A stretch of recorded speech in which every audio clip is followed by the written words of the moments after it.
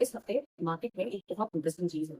एक तरफ दुनिया भर में एआई और टेक्नोलॉजी स्टॉक्स में हेवी सेलिंग हुई। क्रूड ऑयल ने भी अचानक से रिटर्न दे दिया, लेकिन फिर भी हमारा निफ्टी क्लीन क्लोज हुआ।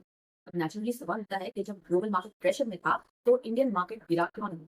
क्या इंडियन मार्केट दुनिया से अलग चल रहा है? तो चलिए आज इस पूरी स्टोरी को स्टेप बाय स्टेप सिंपल तरीके से समझेंगे।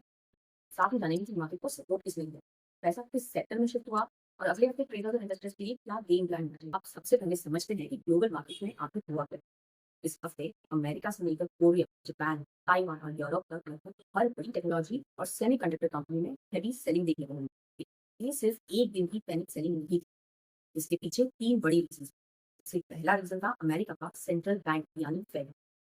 जैसे इंडिया में आरबीआई इंटरेस्ट रेट डिसाइड करता है, वैसे ही अमेरिका में फेड इंटरेस्ट रेट डिसाइड कर रहा है। और इस बार फेड ने इंटरेस्ट रेट्स तो नहीं बढ़ाया, लेकिन सिग्नल जरूर दिया कि रेट्स एक्सपेक्टेड से ज्यादा टाइम तक हाई रह सकते हैं। अब सोचिए, अगर कंपनीज को लोन ही महंगा मिलेगा तो एक्सपांशन स्लो होगा और फ्यूचर प्रॉफिट्स पर भी प्रेशर आएगा। और जब इन्वेस्टर्स को फ्यूचर ग्रोथ पर डाउट होता है तो वो सबसे पहले एक्सपेंसिव ग्रोथ स्टॉक्स यानी एआई और टेक्नोलॉजी स्टॉक्स में प्रॉफिट बुकिंग शुरू कर देते हैं। इस हफ्ते भी यही हुआ, लेकिन कहानी यही खत्म नहीं हुई। दूसरा प्रेशर एआई इकोसिस्टम से आया, क्योंकि एआई की डिमांड इतनी तेजी से बढ़ रही है कि एडवांस्ड मेमोरी चिप्स की डिमांड प्राइसेस ज्यादा हो गई है। और इसी वजह से एप्पल को आईफोन और माइक्रोसॉफ्ट को एक्सबॉक्स की प्राइसेस बढ़ानी पड़ी कि जब चिप की कॉस्ट बढ़ती है तो या तो कंपनी प्रोडक्ट महंगा करती है या फिर उसकी प्रॉफिट्स पर प्रेशर आता है। तो इन्वेस्टर्स को लगा कि अगर दुनिया की सबसे बड़ी कंपनीज भी कॉस्ट प्रेशर फील कर रही है तो सेमीकंडक्टर सेक्टर्स में शॉर्ट टर्म प्रेशर और बढ़ सकता है। और तीसरा रीजन सेंटिमेंट का था।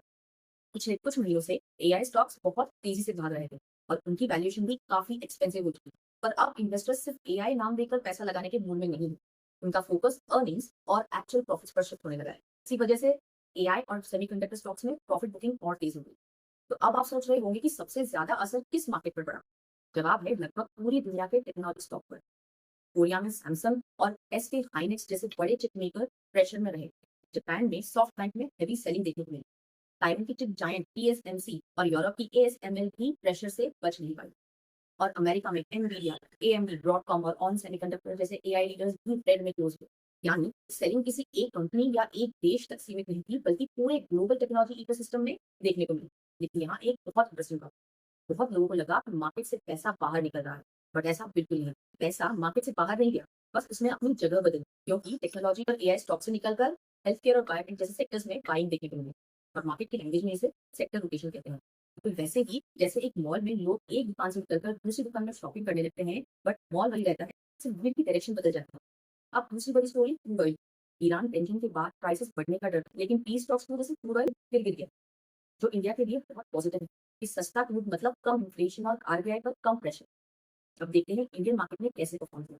ग्लोबल प्रेशर के बावजूद इंडियन मार्केट में इस हफ्ते स्ट्रॉन्ग परफॉर्मेंस दिखा। निफ्टी और बैंक निफ्टी ग्रीन क्लोज हुए और मिड कैप स्मॉल कैप में भी अच्छा परफॉर्म किया। यानी बाइंग सिर्फ बड़े स्टॉक्स तक सीमित नहीं थी, बल्कि पूरे मार्केट में देखने को मिली। और इस ट्रेंड का एक बड़ा रीजन था एफआईआई और डीआईआई दोनों की बाइंग। साथ ही इंडिया विक्स भी लो है, जो कॉन्फिडेंस दिखा रहा है। लेकिन याद रखिए, रो विक्स के बाद वॉलेटिलिटी कभी भी बढ़ सकती है। बात करते हैं अगले हफ्ते की। मार्केट की नजर रहेगी US PCE inflation, US jobs data, India US trade deal और मिडिल ईस्ट से आने वाली अपडेट्स। तो कोई भी बड़ी खबर मार्केट की डायरेक्शन बदल सकती है, इसीलिए हेडलाइंस को इग्नोर मत कीजिए। स्ट्रैटेजी सिंपल है।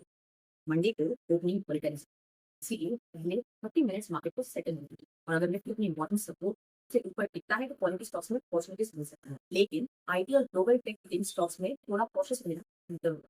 तो मेरी ओवरऑल व्यू बिल्कुल पॉजिटिव है, क्योंकि लॉन्ग टर्म में इंडिया की स्टोरी अभी भी स्ट्रॉन्ग दिख रही है, लेकिन शॉर्ट टर्म में ग्लोबल न्यूज की मार्केट को ड्राइव करेगी। इसीलिए दोनों से बचिए, स्टॉप लॉस का यूज कीजिए और हेडलाइंस के पीछे भागने के बजाय ट्रेंड को फॉलो कीजिए। एंड अगर आपको ये संडे मार्केट रैपअप यूजफुल लगता है तो वीडियो को लाइक करिए, चैनल को सब्सक्राइब करिए एंड बेल आइकन जरूर दबाइए।